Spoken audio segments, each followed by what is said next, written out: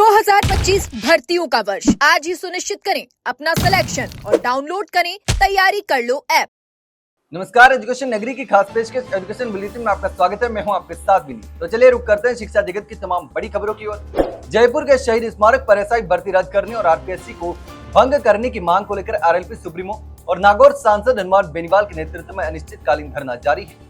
इसी बीच अब बेनीवाल 25 मई को मानसरोवर में होने वाली 1 लाख लोगों की रैली की तैयारी में जुटे हुए हैं। राजस्थान के सभी जिलों के आरएलपी के पदाधिकारी और कार्यकर्ताओं को अलग अलग टास्क भी सौंपा गया है ताकि अधिक से अधिक भीड़ जुटाई जा सके। वहीं एसआई भर्ती को लेकर हनुमान बेनीवाल का कहना है कि जब तक सरकार भर्ती को रद्द नहीं करती तब तक हम रुकने वाले नहीं हैं। हालांकि फिलहाल ये मामला कोर्ट में चल रहा है और इस बड़ी रैली के साथ साथ 26 मई को कोर्ट में सुनवाई भी होने वाली है। अब सबकी नजरें रैली के साथ साथ कोर्ट में होने वाली सुनवाई पर टिकी हुई है। राजस्थान के बहुचर्चित वन रक्षक भर्ती पेपर लीक मामले में एसओजी की बड़ी कार्रवाई लगातार जारी है। इसी बीच एसओजी ने जयपुर से 2 और वन रक्षकों को गिरफ्तार किया है।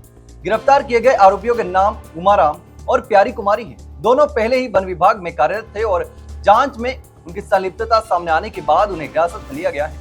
एसओजी की यह कार्रवाई एडिशनल एसपी भवानी शंकर के सुपरविजन में की जा रही है। अब तक इस मामले में कुल 33 लोगों को गिरफ्तार किया जा चुका है, जिनमें से 13 वन रक्षक और 20 अन्य दलाल और पेपर सॉल्व कराने वाले शामिल हैं। ये गिरफ्तारी इस बात की ओर इशारा करती है कि ये परीक्षा में धांधली का नेटवर्क बेहद ही संगठित और गहरा है।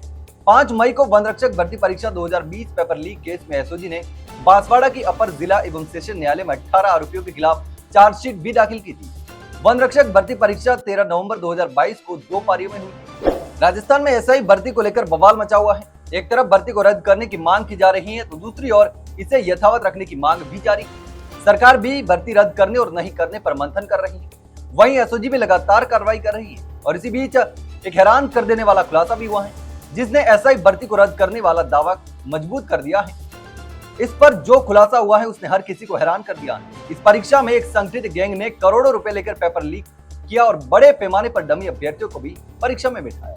एसओजी की जांच में यह खुलासा हुआ है कि एक संगठित गैंग ने परीक्षा से पहले ही पेपर को करोड़ों रुपए में बेचा। इस गैंग का नेटवर्क राजस्थान से लेकर हरियाणा तक फैला हुआ है। एसओजी की रिपोर्ट के अनुसार यदि प्रति थानेदार औसतन 15 लाख रुपए का सौदा भी माना जाए तो केवल अब तक गिरफ्तार 50 थानेदारों से ही गैंग ने लगभग 7.5 करोड़ रुपए वसूल लिए हैं। इस आंकड़े ने उन सभी लोगों की राशि शामिल नहीं है जो फरार हैं या जिनकी जांच जारी है। जांच के बाद ये राशि 10 करोड़ रुपए से भी ज्यादा हो सकती है। राजस्थान में भर्तियों में हो रहे घोटालों और फर्जीवाड़ों का ऐसा मामला सामने आया है जिसने पूरे शिक्षा तंत्र और भर्ती प्रक्रिया की पारदर्शिता पर सवाल खड़े कर दिए हैं।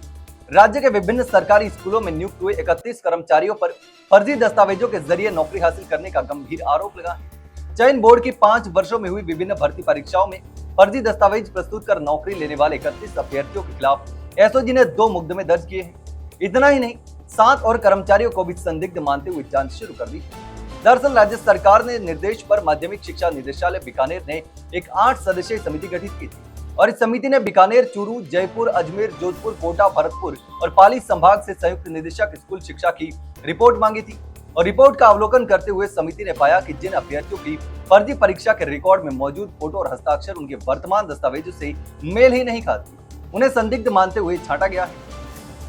जब इस जांच को और गहराई से परखा गया तो चौंकाने वाले तथ्य भी सामने आए। ये सभी अलग अलग स्कूलों में प्रयोगशाला सहायक, पीटीआई, कनिष्ठ सहायक, लाइब्रेरियन और अध्यापक जैसे पदों पर कार्यरत थे। राजस्थान कर्मचारी चयन बोर्ड द्वारा आयोजित सूचना सहायक भर्ती को पूरा करने के लिए अभ्यर्थी लंबे समय से बोर्ड और सरकार से गुहार लगा रहे हैं। सूचना सहायक भर्ती के अभ्यर्थियों की पीड़ा साल दर साल बढ़ती जा रही है, लेकिन अभी ये भर्ती कोर्ट कचहरी के चक्कर में अटकी हुई है और बाहर नहीं निकल पा रही। लेकिन अब इस मामले पर अगली सुनवाई 23 मई शुक्रवार को होने वाली है। इसको लेकर बोर्ड अध्यक्ष आलोक राज ने कहा कि इस बार सुनवाई का नंबर लग जाएगा। बता दें कि 2023 में निकली सूचना सहायक भर्ती को 2 साल से भी ज्यादा का समय हो चुका है।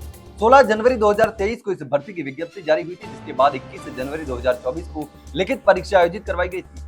लिखित परीक्षा के परिणाम के बाद 20 सितंबर 2024 को टाइपिंग टेस्ट के आधार पर डॉक्यूमेंट वेरिफिकेशन के लिए अभ्यर्थियों की सूची भी जारी कर दी।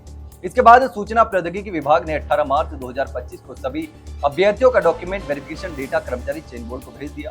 हालांकि अब तक फाइनल परिणाम घोषित नहीं हुआ है और अभ्यर्थियों की परेशानी लगातार बढ़ती जा रही है। हालांकि अब देखना होगा कि कोर्ट क्या फैसला करता है। तो यह थी शिक्षा जगत की तमाम बड़ी खबरें। कल फिर आपके साथ रूबरू होंगे, तब तक के लिए नमस्कार।